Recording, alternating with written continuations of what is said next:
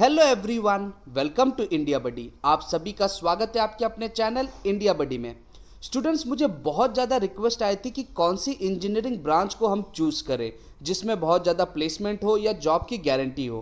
तो आज ये मोस्ट डिमांडेड वीडियो मैं लेके आया हूँ और आपको कुछ टिप्स बताऊंगा जिसके बेस पे आप डिसाइड कर सकते हैं कि कौन सा ब्रांच आपके लिए बहुत अच्छा रहेगा। और अगर आप कोई भी ब्रांच अभी तक डिसाइड नहीं कर पाए तो आप डिसाइड कर लेंगे कि किस ब्रांच में आपको जाना है। तो चलिए आगे बढ़ते हैं। सबसे पहली चीज़ है कि ब्रांच सिलेक्शन के लिए आपको बेसिकली 6 चीज़ याद रखनी चाहिए।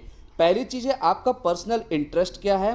दूसरा, आपका गोल क्या है लाइफ में 5 से 10 साल के लिए। और साथ ही साथ अगर आपने कोई गोल डिसाइड किया है तो क्या वो कॉलेज आपके नियर बाय अवेलेबल है या जो सब्जेक्ट आप चाह रहे हो वो नियर बाय अवेलेबल है, वो भी आपको ध्यान देना है। साथ ही साथ आपको देखना है कि फ्यूचर में जॉब रिक्वायरमेंट क्या है और करंट जॉब रिक्वायरमेंट क्या है। फाइनेंशियल इन्वेस्टमेंट कितना लगेगा कि कुछ कोर्स होंगे जो बहुत ही ज़्यादा महंगे होंगे, तो आपको वो चीज़ को भी ध्यान रखना है। और साथ ही साथ जो सबसे इंपॉर्टेंट चीज़ है, फ्यूचर में उसका डिमांड कितना है, ये सारी चीज़ों पे फोकस करना है। अब हम इसको बहुत ही ज़्यादा डिटेल में देखने वाले हैं।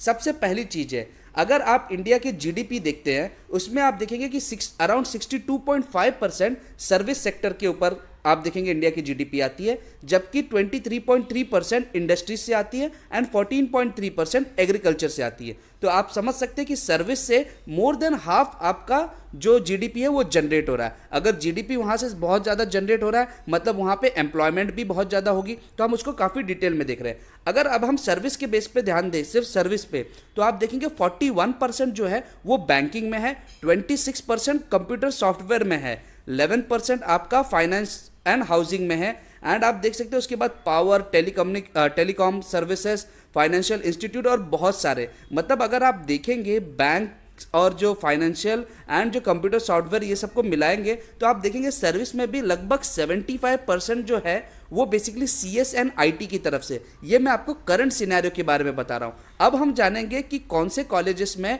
या कौन से ब्रांचेस ऐसे हैं कि जिसमें आपको सबसे ज़्यादा प्लेसमेंट मिल सकता है, पैकेज मिल सकता है, और कौन सा स्ट्रीम लेना चाहिए।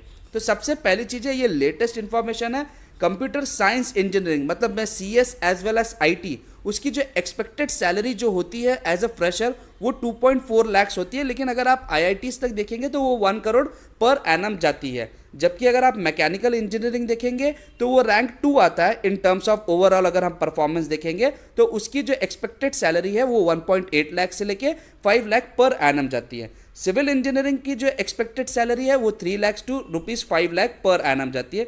इलेक्ट्रिकल इंजीनियरिंग 1.8 से 4.5 lakh per annum, and electronics and telecommunication engineering में ₹1.5 से लेके 3.5 लाख पर एनम।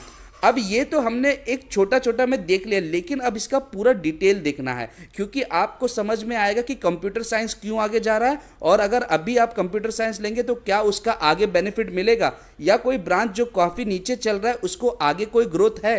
वो सारा डिटेल आपको बहुत डिटेल में इस वीडियो में मिलने वाला है। तो सबसे पहले हम बात करेंगे कंप्यूटर साइंस एंड आईटी की। अगर आप देखेंगे सर्विस सेक्टर इंडिया का सबसे स्ट्रॉन्गेस्ट सेक्टर में आता है जो बहुत ज़्यादा जॉब अपॉर्चुनिटी देता है। सर्विस सेक्टर मतलब आपका बैंकिंग हो गया, एयरलाइंस हो गया, इंश्योरेंस हो गया, रेलवेज हो गया, हॉस्पिटल्स हो गया, आईटी फील्ड्स हो गया। आप देखेंगे हर जगह पे कंप्यूटर से रिलेटेड बहुत सारे स्टफ्स इस्तेमाल होते हैं, तो सॉफ्टवेयर रिक्वायरमेंट बहुत हाई है सर्विस सेक्टर में। दूसरी चीज़ अगर आप देखेंगे जो भी डिवाइसेस बनती हैं वो बहुत ज़्यादा डिवाइसेस जो बन रही है आजकल मॉडर्न, वो सॉफ्टवेयर के बेस के ऊपर है। मतलब सॉफ्टवेयर की डिमांड काफ़ी ज़्यादा है। और साथ ही साथ अगर आप देखेंगे यहाँ पे सिर्फ डेवलपमेंट ही नहीं कि कोई चीज़ बनाना नहीं, बनी हुई चीज़ को टेस्ट करना, उसको लाइफ टाइम सपोर्ट करना, ये भी बहुत ज़्यादा मैटर करता है। मतलब आगे मेंटेनेंस का भी काम काफ़ी ज़्यादा है, और वो सिर्फ एक सीएस और आईटी का ही जो ग्रेजुएट रहेगा वही पास कर पाएगा। अब दूसरी इंपॉर्टेंट चीज़ है कि अगर आपका डिमांड क्या रहेगा। डिमांड अगर आप देखेंगे तो फ्यूचर में भी इसकी डिमांड बढ़ती ही रहेगी, क्योंकि जो आईटी और सीएस कंप्यूटर के ऊपर जो डिपेंडेंसी है वो कभी कम नहीं होगा, वो ऊपर से और बढ़ेगा, क्योंकि और हम ऑटोमेशन की तरफ बढ़ रहे हैं, हम एआई की तरफ बढ़ रहे हैं, आर्टिफिशियल इंटेलिजेंस की तरफ बढ़ रहे हैं। तो आप समझ सकते हैं। अब इंपॉर्टेंट चीज़ है कि जो मेजॉरिटी जॉब्स ऑफर होती है इंडिया में वो सीएस की होती है। तो आपने देख लिया होगा कि बहुत सारे लोग हैं जिन्होंने इलेक्ट्रॉनिक्स किया है या इलेक्ट्रॉनिक्स, टेलीकम्युनिकेशन, मैकेनिकल, वो बाद में आईटी कंपनीज में आते। क्यों? क्योंकि यहाँ पे जॉब्स बहुत ज़्यादा है। तो आपको समझ में आएगा कि कंप्यूटर साइंस या आईटी की जॉब्स बहुत ज़्यादा ओपन होती है एंड बहुत ज़्यादा डिमांड हो रही है उनकी। एंड अगर हम पैकेज की बात करें जो हमने डिस्कस किया था, मिनिमम आपको 2.4 लाख से स्टार्ट होगा एंड जो आपका मैक्सिमम एक फ्रेशर को मिल रहा है नॉर्मल कॉलेज में वो 8.5 पर एनम आपको मिल रहा है एक मल्टीनेशनल कंपनीज के लिए।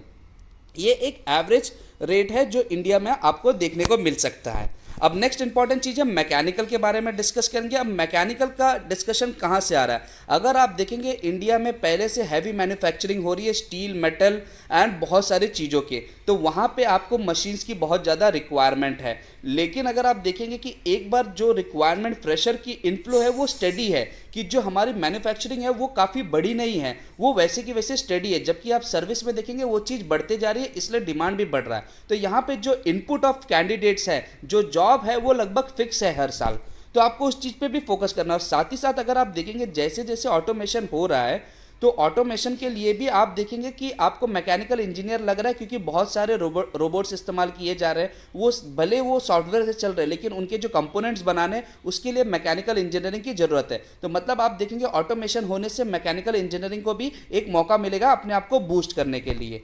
तीसरी इंपॉर्टेंट चीज़ है, जो इंपॉर्टेंट सेक्टर्स है वो है railway, heavy engineering, shipyards, port, mining, defence forces, national highways, metro railways. ये जो है आप देख सकते हैं ये टॉप एम्प्लॉयर्स है फॉर मैकेनिकल इंजीनियरिंग। मतलब जो मैकेनिकल इंजीनियर्स होते हैं वो मेजॉरिटी इसी सारे फील्ड्स में जाते हैं। अगर आप एक एवरेज सैलरी देखेंगे तो मैकेनिकल इंजीनियरिंग में फ्रेशर के लिए 1.8 लाख से स्टार्ट होके 5 लाख पर एनम तक होती है। तो आप समझ सकते हैं कि मैकेनिकल को भी एक ज़्यादा बेनिफिट है आगे कि जैसे जैसे ऑटोमेशन बढ़ने वाला है।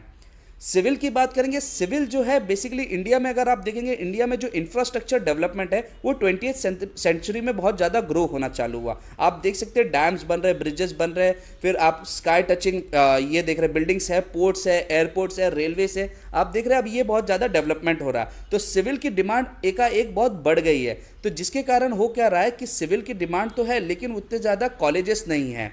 तो अगर आप देखेंगे सडन राइज के कारण क्या हो रहा है कि प्राइवेट कॉलेजेस बहुत ज़्यादा खुल गए एंड सिविल उन बच्चों लोग के लिए बहुत ज़्यादा अच्छा है कि जिनकी मैथमेटिक्स उतना उसमें नहीं लगता एंड सॉफ्टवेयर की लर्निंग नहीं लगेगी। मतलब आप समझ सकते हैं सिर्फ फर्स्ट ईयर में आपको थोड़ा मैथ्स पढ़ना है, सॉफ्टवेयर के बारे में पढ़ना, बट आगे उसकी ज़रूरत नहीं है। तो अगर जिनकी मैथ्स उतनी अच्छी नहीं है एंड उनको सॉफ्टवेयर में इंटरेस्ट नहीं है तो वो बेसिकली सिविल लाइन ले सकते हैं। अब सिविल की एक्सपेक्टेड सैलरी क्या है, सिविल में अगर आप देखेंगे जो मेजॉरिटी डिमांड है वो तो डेवलपमेंट के लिए तो है इंफ्रास्ट्रक्चर, लेकिन टीचिंग की भी डिमांड काफ़ी ज़्यादा है सिविल में। तो आप समझ सकते हैं कि एवरेज सैलरी अगर आप एक सिविल इंजीनियर के निकालोगे एज अ फ्रेशर तो 3 lakh to 5 lakh per annum रहेगी, लेकिन उसका ग्रोथ 5 लाख के ऊपर कितना जाएगा वो ज़्यादा फिक्स नहीं हो पा रहा है। इलेक्ट्रिक इंजीनियरिंग की बात करेंगे, इलेक्ट्रिक इंजीनियरिंग जो है वो सबसे ओल्डेस्ट है and core branch of engineering है, लेकिन अब उसकी जो डिमांड है वो लगभग फिक्स है, जो उसके एम्प्लॉयर्स है वो भी लगभग फिक्स है कि लोग सिर्फ उसी एरिया में ही जॉब मिल रही है। तो अगर आप देखेंगे जो मेजॉरिटी है वो है आपका इलेक्ट्रिक बोर्ड्स होते हैं, पावर सेक्टर्स वाले होते हैं, तो इनके काफ़ी ज़्यादा फिक्स होते हैं कि आपको सिर्फ इतने ही बेसिकली जॉब लोकेशंस में जॉब मिल सकते हैं। एंड मेजॉरिटी अगर आप देखेंगे खासकर इलेक्ट्रिक वाले जो होते हैं ये गवर्नमेंट जॉब्स में बहुत ज़्यादा प्रिफर्ड होते हैं क्योंकि गवर्नमेंट में इलेक्ट्रिक की काफ़ी ज़्यादा यूजफुल होती है। सो आप देख सकते हैं, लेकिन एक इंपॉर्टेंट चीज़ है कि इलेक्ट्रिक जॉब में भी आईटी सेक्टर्स वाले भी काफ़ी ज़्यादा घुस रहे हैं क्योंकि वहाँ पे भी इलेक्ट्रिक की चीज़ों को भी अब कंट्रोल करने के लिए कंप्यूटर्स आ रहा है। तो आप देख सकते हैं कंप्यूटर एंड आईटी की डिमांड बहुत ज़्यादा बढ़ रही है। एक्सपेक्टेड सैलरी जो रहेगा वो 1.8 लाख पर एनम से लेके 4.5 लाख पर एनम तक रहेगा। आपको ये भी चीज़ समझनी चाहिए। अब हम बात करेंगे electronics and telecommunication. Electronics and telecommunication एक टाइम पे बहुत हाई रेटिंग्स में आता था लेकिन अब वो बहुत ज़्यादा गिर गया है। उसका गिरने की वजह मैं आपको बताता हूँ कि क्या है। सबसे पहली चीज़ है कि इलेक्ट्रॉनिक्स वाले उतना अच्छा इलेक्ट्रॉनिक्स का नॉलेज नहीं रख पाते जितना एक नॉर्मल इलेक्ट्रॉनिक इंजीनियर रखता है, और साथ ही साथ कम्युनिकेशन की पार्ट है, कहीं कहीं पे इसको टेलीकम्युनिकेशन भी बोला जाता है। उस केस में अब जो एयरटेल है, वोडाफोन है, ये बेसिकली अगर आप देखेंगे इनके पास पहले से रेडीमेड इंस्टॉलेशंस होते हैं, तो इनको इंजीनियर हायर करने की ज़रूरत नहीं होती। ये बेसिकली किसी को ट्रेनिंग भी दे देते, वो उन चीज़ों को सीख के उसको कर लेता है। तो जो पेमेंट उनको इंजीनियर को दे रहा था उससे कम पेमेंट में उनका काम चल जाता है। साथ ही साथ आप देखेंगे जो इलेक्ट्रॉनिक्स एंड टेलीकम्युनिकेशन या इलेक्ट्रॉनिक्स एंड कम्युनिकेशन के इंजीनियर के जो सबसे ज़्यादा डिमांड थी वो बीएसएनएल में थी, लेकिन अब बीएसएनएल भी उतना अच्छा परफॉर्म नहीं कर पा रहा, जिसके कारण आप देख रहे हैं कि उसमें भी डिमांड कम हो गई है। तो यहाँ पे आप एक इलेक्ट्रॉनिक्स एंड टेलीकम्युनिकेशन वाले लोगों के लिए एक ये वार्निंग है कि आप थोड़ा मार्केट को देख के चलिए। एंड आप एक चीज़ और भी देखेंगे कि इंडिया में इलेक्ट्रॉनिक इंडस्ट्रीज़ की भी काफ़ी कमी है। आप देखेंगे जो भी टीवी, मोबाइल या इंस्ट्रूमेंट जो बन रहे हैं वो आउटसाइड इंडिया से बन के आ रहे हैं, सिर्फ इंडिया में असेंबल हो रहे हैं।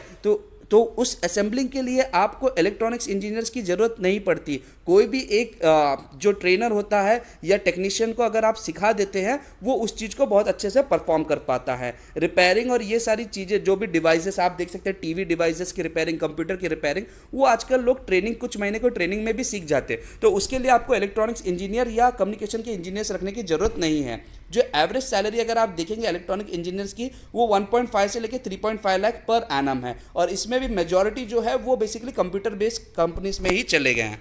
अब आपको बताएंगे हम अदर ब्रांचेस के बारे में क्या डिटेल है। अदर ब्रांचेस अगर आप देखेंगे, जैसे केमिकल हो गया, टेक्सटाइल हो गया, इलेक्ट्रॉनिक्स एंड इंस्ट्रूमेंटल इंजीनियरिंग हो गया, बायोमेडिकल हो गया, एरोनॉटिक इंजीनियरिंग हो गया, ये सारे इंजीनियरिंग्स को अगर आप ध्यान से देखेंगे, इनकी जो रिक्वायरमेंट है वो काफ़ी कम है। तो आप उस चीज़ को भी समझ सकते हैं कि सिंस रिक्वायरमेंट ही कम है, तो उतना ज़्यादा बेसिकली जॉब का फॉर्मेशन भी कम रहेगा। सो आपको ध्यान देना है कि जो मेजॉरिटी ऑर्गेनाइजेशन होती है वो बेसिकली बहुत बड़े बड़े लेवल पे अगर वो होगी, तो उनकी जो प्लेसमेंट का प्रोसीजर होता है वो पहले वाले जो हमने डिस्कस किए ब्रांचेस, उस पर फोकस होता है। तो आप उस चीज़ को भी समझ सकते हैं कि इन ब्रांचेस को जो हमने अभी अभी डिस्कस किया अदर्स में, इनको बहुत कम डिमांड होता है। बट हाँ, स्पेसिफिकली यहाँ पे अगर आप देखेंगे, जो स्टूडेंट्स इस ब्रांच के होते हैं वो खासकर गवर्नमेंट जॉब की तरफ फिर उनको मुड़ना पड़ता है, क्योंकि जॉब के लिए तो ये एक ऑप्शन भी है उनके पास कि गवर्नमेंट जॉब के लिए। लेकिन अगर ये देखेंगे, एक ड्रॉबैक भी है कि सिंस उनके पास उतनी अपॉर्चुनिटी नहीं है, इसलिए उनको गवर्नमेंट एग्जाम्स में भी बैठना पड़ता है। सो अब आप क्या करें, व्हाट टू डू। सबसे पहली चीज़ आपको क्या करना है, सबसे पहली चीज़ आपको फ्यूचर डिमांड चेक करना है कि अगर आप कोई एक ब्रांच ले रहे हैं तो क्या उसका current as well as future में डिमांड है, वो आपको चेक करना है। दूसरी चीज़ है, आपका इंस्टीट्यूट भी बहुत ज़्यादा मैटर करता है। अगर आप किसी एक बहुत लो ग्रेड कॉलेज में आपने CS ले लिया और वहाँ पे प्लेसमेंट नहीं है, तभी भी आपको आगे बहुत ज़्यादा तकलीफ होगा। तो institute as well as branch, ये दोनों का अगर कॉम्बिनेशन बहुत अच्छा होता है ना, तो आपको पैकेज भी बहुत अच्छा मिलेगा और प्लेसमेंट भी बहुत ज़्यादा अच्छा मिलेगा, और साथ ही साथ आपका फ्यूचर भी काफ़ी ज़्यादा ब्राइट रहेगा। सो अगर आपको ये वीडियो पसंद आया और आपको लगा ये बहुत ज़्यादा इंफॉर्मेटिव था, तो इसको एक लाइक कीजिए। एंड अगर आपने अभी तक इस चैनल को सब्सक्राइब नहीं किया तो आप इसको सब्सक्राइब कीजिए एंड बेल आइकन दबाइए। आपको ऐसे बहुत सारे वीडियोस मिलेंगे जो आपके लिए बहुत ज़्यादा यूजफुल होंगे। एंड आप इस वीडियो के डिस्क्रिप्शन में भी देख के जाइए, उसमें बहुत सारी लिंक है जो आपके लिए बहुत ज़्यादा यूजफुल रहेगी। So thank you very much for watching India buddy. जय हिंद।